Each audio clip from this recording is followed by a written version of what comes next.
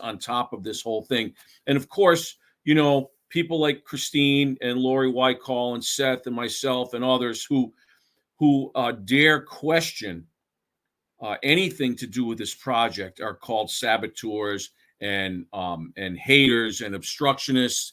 The chair, the former chair, called us haters in a memo that I saw from another open meeting, another APRA request, public records request, called our group haters. We're not haters. All we wanted to do was want them to tell us the truth. That's not too much to ask, I don't think. But anybody that dares ask a question and get in her way, she has no fact-based answers. All it is, and Garso too, all it is name calling and threats and intimidation. Or they try to. They can't intimidate me, of course, but that's what they do. They know that we know what they've done, that they're liars, that they are agenda-driven people.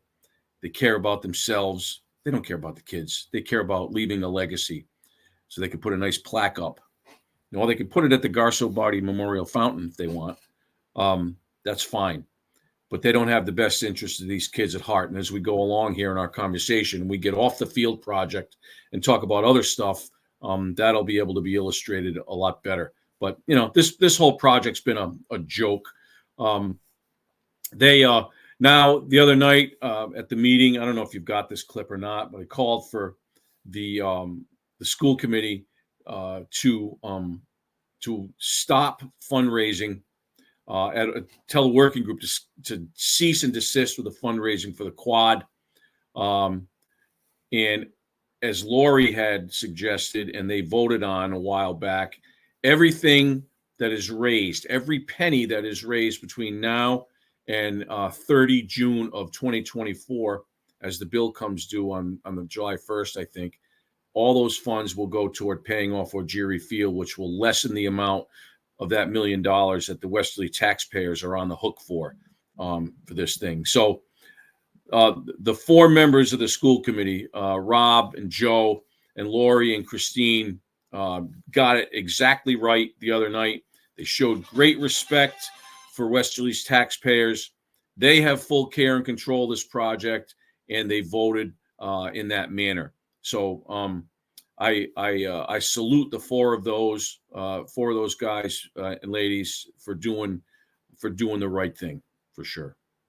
Absolutely, and I totally agree. Like, the working group is actually, they said, oh no, the name of it's not the working group, it's the Westerly Athletic Complex. Like, right. That made no sense. They're saying that's the name of their fundraising group. You can hear the pitch in the superintendent's voice every time he lies.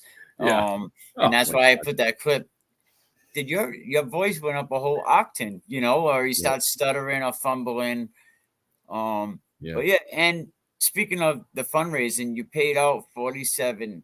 It looks like you brought in right around $100,000. So you paid out half of that for this guy. And I like to know who was responsible. Who was Dan Barry reporting to? Well, he was contracted to give fundraising expertise, probably to the former chair. I'm quite sure of it because she's the one that contacted me, and Dan contacted me on her behalf. So she was the leader